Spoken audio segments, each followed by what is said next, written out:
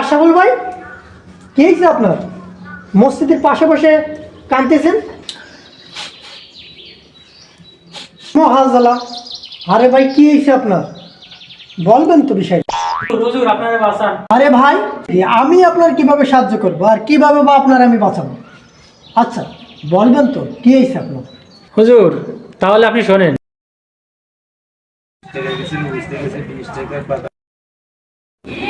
পকেটের যে অবস্থা, এই টাকায় আধা কেজি পেঁয়াজ আর আধা কেজি আলু আর জাল এছাড়া তো আর কিছুই হবে না। তাই হোক ভাই, এই জাল কত করে? 25 টাকা পোয়া। ভাই পেঁয়াজ কত করে? পেঁয়াজ আছে 110 টাকা কেজি। কি বলেন ভাই, এত দাম? থাক, আজকে আর কিনবো না।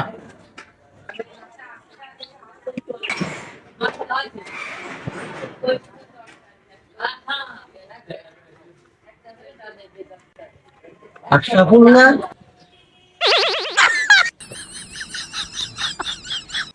আমার দোকানে বাকি খেয়ে আমারও দেখে পলায় যে অন্য দোকানে বেচা কিনা করে।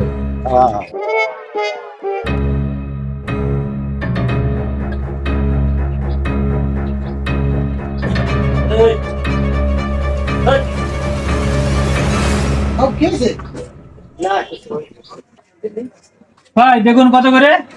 বেগুন 80 টাকা কেজি। ভাই এই ফুলকপি কত করে? ভাই আপনাদের একটু কম নিমানে ফুলকপির দাম 80 টাকা কেজি। ভাই তাহলে আমারে আধা কেজি ফুলকপি আর আধা কেজি বেগুন দেন।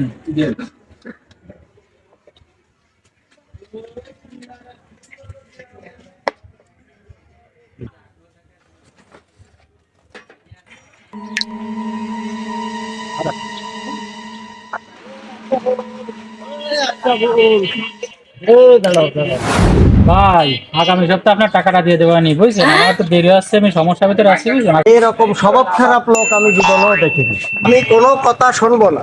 তুমি আমার দোকানে বাকি বাদায় তুই আর এক দোকানে বেচা কিনা করো, এটি আমি মানবো না। আমার বাড়ির হাড়ি জ্বলবে আর আমারটা বন্ধ থাকবে, এ হবে না। ভাই ভাই এ ভাই, এক প্লেট চটপটি দেন তো। আরে ভাই, আগে একটা টাকা পাওয়া যাবে আপনার কাছে, সেই টাকা কোনো ক্ষোভ নেই। আপনি জান দিন, যান। ভাই টাকা ভাবেন দিয়ে দেবো, না দেওয়া থাকবো না। আপনি এখন এক প্লেট চটপটি দেন তো।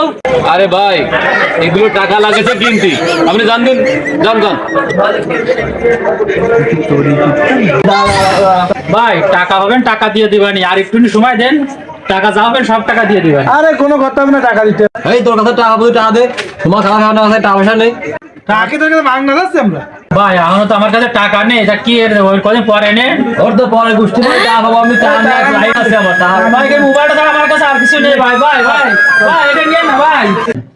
হুজুর সব কিছু তো আপনি শুনলেন। ভাই, সব কিছু তো শুনলাম, ঠিক আছে। দেখো ভাই, আপনি এত চেষ্টা কেন?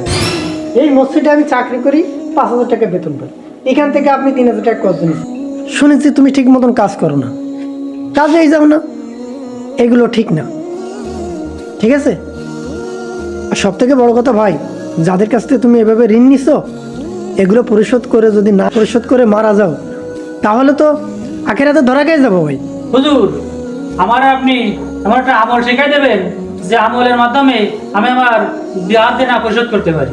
আরে ভাই, আমল দিয়ে কি ঋণ পরিশোধ হয়? পাশাপাশি পরিশ্রম করা লাগবে। দেখো, তোমার একটা কথা বলি, তুমি মসজিদের দিকে আসো। আল্লাহ তাআলা মানুষকে এইভাবে আবাদ বিপদ দিয়ে পরীক্ষা করে যে বান্দা তার দিকে ফেরে কিনা।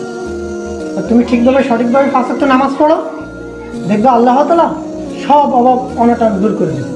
দেখো, আল্লাহ তাআলা বলছেন, যদি কোনো ব্যক্তি তার দিকে মুখ হয়, আল্লাহ তাআলা কথা দিয়েছেন যে দুটো কাজ। একটা কাজ হচ্ছে কেন, তার হাতকে বরকতময় দেয়, ভরে দেয়, তার ব্যস্ততা কমায় দেয়। ঠিক আছে হুজুর, আমি এখন থেকে 5 ওয়াক্ত নামাজ পড়বো।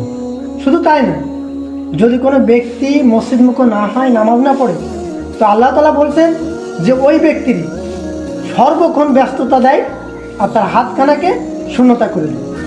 এই জন্য বলি ভাই, তুমি নামাজ পড়ো আর সেই আল্লাহর কাছে 2 হাত তুলে চাও, অবশ্যই সব কিছু ঠিক হয়ে যাবে। ঠিক আছে ভাই? আমার জন্য দোয়া করেন। আর এই ঋণগুলো পরিশোধ করার চেষ্টা করবে। ঠিক আছে ভাই?